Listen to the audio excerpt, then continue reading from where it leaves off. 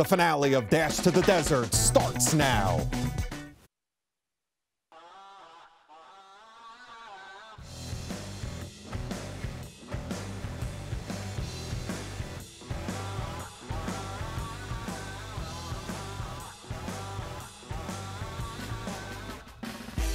The finale indeed. Welcome to Dash to the Desert on your view. I'm Parise alongside former NBA champion Scott Williams. We started with 68 teams just a few weeks ago, and we are somehow already down to 2. And many believe the favorite is your University of North Carolina Tar Heels and Roy Williams going for their 3rd championship since Roy's been there. Well, it was fantastic yesterday. Prior to the game, we got about 100 guys to gather at the team hotel and wish Coach Williams a good luck, and some of the former players as they went through, letting them know the whole Carolina family was behind them. So they went out there and they performed well. They kind of dodged a bullet at the end there, but we're happy to get the victory and move on to the championship game again. Yeah, dodged a bullet indeed. And credit Dana Altman's Ducks. They gave the Tar Heels all that they could handle, especially in the first half. Did a good job of spacing the floor, penetrating and pitching to shooters. They really did. Built an 8-point lead with about 3 minutes to go in the half, and then the Tar Heels go on a nice little run to end the half, banged them inside, got out and stopped fouling so much. We were able to get transition. Then they were able to propel some of that momentum that they took to the locker room to build a double-digit lead in the second half. Yeah, Justin Jackson and company gave them that cushion. A little wild and crazy ending there about free throws and fouling and trying to get themselves in a position to try to steal it at the end. But what winds up sealing the Final Four win? Good old fundamental offensive rebounding, Scott. Yeah, Kennedy Meeks with his biggest rebound of the game goes there, snatches that offensive board to secure the victory. So very happy. We got to work on our free throw shooting for sure, but it was nice to get that victory. Justin Jackson was did a great job on both ends of the floor, defensively and 22 points offensively. And 25 and 14 by Kennedy Meeks. And, you know, it's almost fitting for North Carolina, the best rebounding team in the country, to win that one with the rebound. Yeah, almost 44 rebounds a game. So you got to get on that glass if you want to be successful at any level. Not the first time the Roy Williams Tar Heels have been the #1 seed. This has been a scene that the Tar Heel fans are used to. Take a look there. I mean, usually when they are a #1 seed, they do not disappoint the fan base. No, you're absolutely right. I mean, they use that good position, that good seedling. They're very focused on how to handle some of the distractions that come with being a #1 seed from fans, from media. Don't let it become a distraction. Go about their business once they step onto the floor. Yeah, and then the surprise team of this Final Four, Frank Martin's South Carolina Gamecocks. We're trying to get one more win against Gonzaga to get to Monday night and face the winner of North Carolina and the Oregon Ducks. The big fella Karnowski got hit in the chops early, Scott. That's just a follow-through off a good block, right? They're just some good hard basketball, but he came back and dusted himself off and played well the rest of the way. But boy, this Williams Goss was fantastic in this game. 23 points, 6 assists, and 5 boards. I'll tell you, but credit the South Carolina Gamecocks, because it looked like at one point during that game, Scott, that the Zags were going to break this one open, and this one could get ugly. But the MO of Frank Martin's team has been defense, defense, defense, and they started attacking, and they started making shots. Yeah, they started getting stops. They started able to play, like I say, without fouling, giving out transition a little bit, catching that Gonzaga defense. Slow to rotate to find shooters. They knock down a number of threes. They go on a big 16-0 run, take a 4-point lead, but give Mark Few credit. His team goes on a 5-0 run, immediately recaptures the lead and the momentum, and had just enough to hold on down the stretch. Yeah, whether you foul or do you not foul at the end, but take anything away from South Carolina. What a performance by Thornwell and company, but the Zags break through behind Goss, behind the big fella Collins and Mark Few. Not a Cinderella story in the Zags anymore. Have a chance to go for a championship against North Carolina. And listen, it's 2 #1 seeds going at it. The Zags did not disappoint. No, they didn't. They played hard, and I think they didn't splinter when things started getting a little shaky for them in the second half. They stayed together. Yeah. Let's bring in our basketball insider right now, Adam Finkelstein. We're going to talk more about these Final Four teams that are in here. Adam, you're the recruiting expert, okay? And you know these kids that college basketball fans are seeing now. You've been tracking them since 10th and 11th grade. I want to go back to Frank Martin's South Carolina Ball Club. You know this on a national level. Has this been something that has been building behind the scenes, or did these kids just overachieve? Was it about individual development with Frank? And where do you see the foundation of this South Carolina program moving forward? Well, you know, it's a little bit of a tricky question. I think in one sense you did see this building, but what I mean by that is not necessarily the Final Four run. I think what we saw building was the culture and the collective character of that program and how hard they played and their kind of relentlessness and commitment to the defensive end. And those attributes, especially toughness, are things that they really focus on in recruiting. But, aside from that, this is not a team that is comprised of 4- and 5-star players. In fact, I think they only have one 5-star prospect on the roster and only a couple of 4-star. The vast majority of these guys were overlooked by high major programs, but they were guys that Coach Martin and his staff, most of all Matt Figger, did a tremendous job of identifying as having those attributes that were really going to fit well with him. And obviously toughness is right at the forefront of that list. Fig Scott Williams, I got to ask you, when Coach Mark Few, when they South Carolina Gamecocks went on that 16-0 run, some teams in the past that Few has coached may not have fared so well. What is he doing differently with this unit that he hasn't been able to do in years past to get those teams to the championship game? You know, Scott, I'm not sure that he's doing much differently. I think he's got different personnel, and I think he's got higher-level athletes, guys like Williams Goss, and obviously – the size in front. But, Gonzaga's a team, you look at Collins and so many of the other guys, they actually have a lot more 4- and 5-star recruits than South Carolina does. So this is a team that is very, very talented, especially in their first 6 or 7. It's kind of that age-old coach saying, I'm a lot smarter the year that I win, and, the year that I lose, everybody acts like I'm not as bright. I think Coach Few has been a great coach for a long time, and now he's got the horses to compete and thrive at the highest level. And I think a lot of that goes back to kind of the size and athleticism of the guys that he's able to put on the floor right now. From the New England Recruiting Report, Adam Finkelstein. Adam, thanks so much. All right, we're kicking into gear here. Don't go anywhere. In fact, we come back, speaking of coaching, with a former Division I coach to break down some X's and O's over the weekend. We'll be back.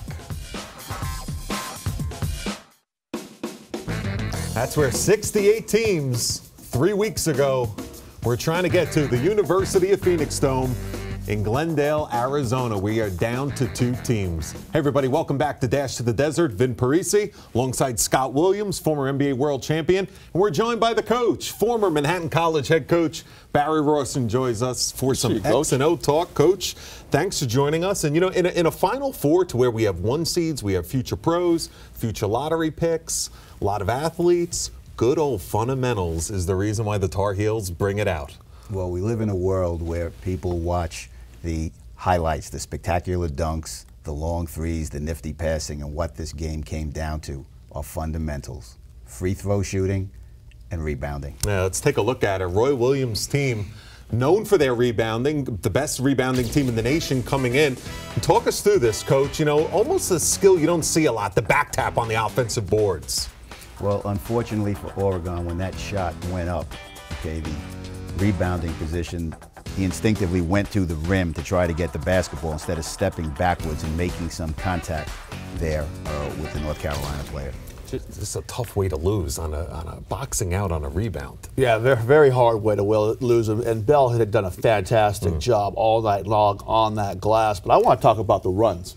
You could see this game was a game of runs, and Oregon goes on that run in the first half. They get an 8-point lead, and then North Carolina finishes the half well. It took some of that momentum into the second half with them. Talked about how important runs can be over the course of who's going to win or lose a game. Well, basketball is a game of runs, and from a team standpoint, you want to have the most of them, and you want to maybe have the last one, and that really helps you. And when you look at this game, when we've coached together, you've heard me say, offense sells tickets, defense wins games, and rebounding wins championships. And that was proven. That was proven yesterday on Saturday. You have 2 teams right now. One who's leading the country in rebounding in North Carolina, and they could beat you in many ways, but they can certainly beat you on the glass. And then you have Gonzaga, who's a top 10 rebounding team in the country. And Coach, you have a unique perspective because obviously it's we don't have the chance often to talk to coaches that have been head coaches at the Division I level, but this weekend you are no stranger to. You've been in this situation. You've been on Calipari's coaching staff at Kentucky. I want to get your insight on the difference between, keeping everything routine, preparing your team to win, but then all of the outside distractions that come with Final Four weekend. Well, yeah, it's called noise. The things that happen off the court. And, it's very similar to those teams that go to the Super Bowl, go to a World Series. Now, all of a sudden, more travel, more ticket demands. You'll have a team right now like North Carolina, who's been there many times, and just last year, who, this is kind of standard operating procedure in many ways. And then a Gonzaga, who gets to the Final Four for the first time, and they just have a whole nother set of dynamics that they have to deal with in terms of, families, getting them to the games, just when you get there, all the media that's required of you, team pictures, everything that happens. It's a whole nother dynamic that a coach, a head coach and their staff have to tackle. Scott, from a player's perspective, because obviously you've been on the top stage as well, the NBA Finals, how do you, granted back then there wasn't social media and iPhones, but how do you keep yourself focused day of the game? Yeah, you got to block all that stuff out. Just one good thing about having a coach and staff that has been there before is they understand how to minimize the noise that coach is talking about. And you can get off some of those devices, get the players together, get them to bond together, and not worry about some of the other distractions for ticket demands and everything else that comes along with playing in a big event. All right, great stuff, Coach. Thanks so much for joining us. And when we come back, Coach is going to join us at the end. But before that, not just the 4 teams we talked about. We're out here battling in Glendale, Arizona. Some other college players were battling. 3-point shooting competitions, slam dunk competitions. Still a whole lot more to get to. Dash to the desert. We're moving right along.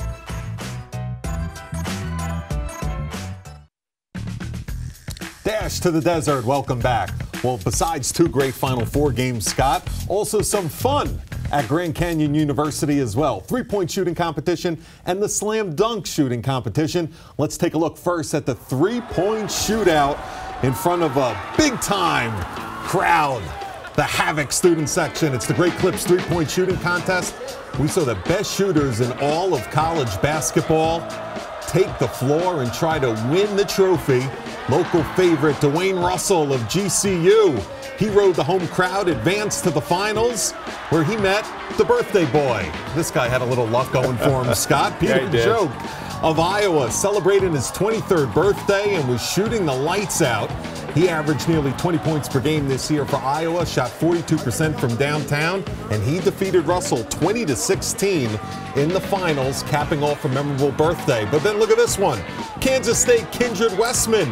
She edged Oregon State's Sydney Weiss 18-17.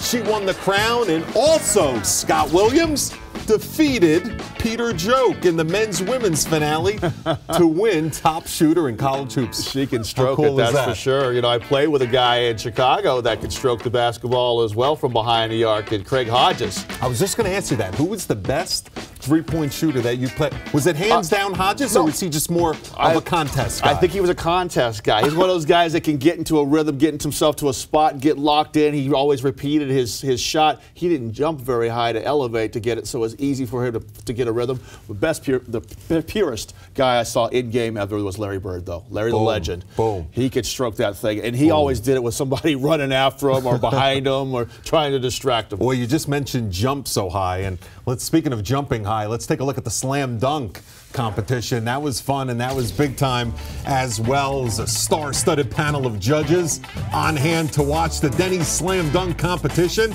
Top dunkers only from around the country were invited here to the packed house at Grand Canyon University. And the finals were the high-flying A.J. Merriweather of East Tennessee State against Rodney Pryor from Georgetown. Merriweather was the favorite, Scott, coming in, but he failed on his championship attempt, and then the ball was in Rodney Pryor's court, and he brought his A game. Back and forth these two went, but in the end, guess who won? Pryor. It was a Georgetown Hoya. Your 2017 All-State Slam Dunk champion, Rodney Pryor of Georgetown. Some serious hops going down there, and look at that. Great crowd as well. And these are the things that make the Final Four weekend fun. When some kids like this, who are not playing in the games, could put on their talent full display. I love that belt. You know, I could never. Is that wrestling? I was never a high flyer. It's the title, baby. You go out there and you come flying down from the rafters the way the prior did. You deserve to go home with a title belt. You could throw it down, though. You could throw it down in the day. Not the way those guys could. You know, they started the dunk contest in '89. I thought maybe I had an outside chance of getting in '90 when I was coming out. Not so much. Well, speaking about going back in the day, it's actually, believe it or not, the 25th anniversary since a local coach here in Arizona, Arizona State University head coach Bob Hurley, was the most outstanding player. We all know about the Duke Christian Laettner game. We caught up with Coach recently to talk about that history and now the challenges he faces as a head coach. I've always loved the Final Four and the NCAA Tournament. I grew up on it. It was a dream for me to play in a Final Four and then to go there and perform well. And you know, the Indiana game was when I had 26. That probably got me that award more so than how I played against Michigan. I was just okay in that game, but the bottom line was, you know, is winning and win the championship more than individual accolades. I just know now as a coach just how difficult it is to coach and win games, any game. It makes it more impressive to me what we're able to accomplish, because it felt pretty easy, but in reality it wasn't. To go 34-2 and to repeat, and you know, in the tournament you always have to dodge a bullet somewhere, which we were fortunate enough to do against Kentucky, because Laettner would always seem to make big shots like that. But yeah, I'm just, you know, really proud that we did it. I think we were, you know, would go down as one of the great teams, you know, in the history of college basketball. Bob Hurley. Now, I have 3 young sons, 8 years old and under. Call me crazy, but I don't think they're going to have Scott Williams' height. So I want to show them film of Bob Hurley. I mean, talk about a pure college point guard back in the day. So great at running a team, which was always, you know, as a big, you just think, hey, yeah, get the ball to the court and throw it inside to me, and then you all set a pick. But knowing every position on the floor where everyone's got to go and still being an extension of that coaching staff on the court, I don't think anybody did it better than Bobby Hurley in college. Great stuff. Still time to break it down. We're back for the home stretch. We're going to make our picks, talk about the championship game Monday night. Dash to the desert. Don't go anywhere.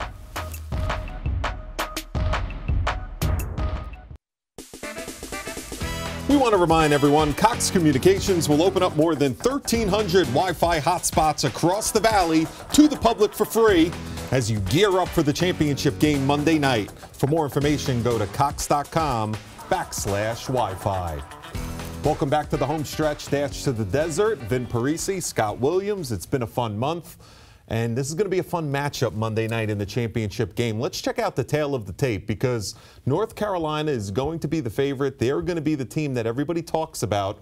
But one factor you have to look at when you compare the numbers is Gonzaga and the defensive end. Scott, this is a team that just does not give up a lot of points. No, they play good, hard-nosed defense. They mix up a little bit, but most of the time it's just getting on your man, staying in front of them, and doing your job. I like the fact that Carolina does maul teams on the glass. Those are almost 44 rebounds a game playing in the rough and tough ACC this year. Don't know if the Zags have faced that type of competition on a nightly basis. I do like their ability to score the ball. This Williams-Goss kid seems like he can score against any competition he faces. Yeah, I'm glad you brought him up, because coming into this tournament, you know, people talk about William Goss at the point. They talked about Karnowski down low, but not enough people talked about this team defensively. You think back to the West Virginia game, they held them to 27%.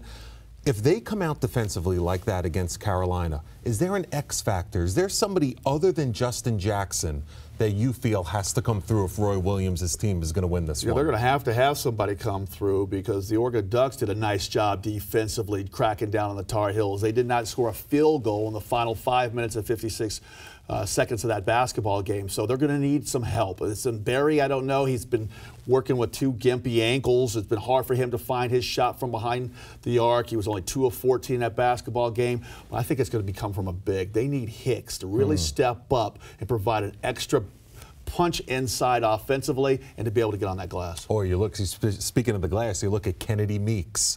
Does it come down to some good old-fashioned offensive rebounding? You don't know. It could be that type of basketball game. Well, Meeks is going to be there for sure. He's been doing a nice job on that glass. I think he's going to be one of these players that can throw his big body around inside. I mean, Karnowski's a big body. Karnowski got banged up a little bit in that game. We'll see how he comes back. I know he said he got hit in the eye. We'll see how he is able to return. But if Meeks can have his way inside against Karnowski and Collins, then it's going to be a long night. All right, real quick, I need your prediction and I need the score. Of course, I'm going with my UNC Tar Heels. I picked them before when I first filled out my brackets, which I'm actually leading now. So I got the Tar Heels winning a higher one, 83-79. Ooh, I think that Gonzaga makes it a low-scoring affair in the first half. I think in the second half, Roy Williams' Tar Heels surge away. Carolina wins 77-71 by 6. Roy Williams gets the championship. We've had fun all month, folks. Fourth show, Dash to the Desert, and we are finally here. Someone's going to be crowned national champion in Glendale, Arizona. For Vin Parise, for Scott Williams, thanks so much for joining us this month. Be sure to go to yourview.com for some more footage.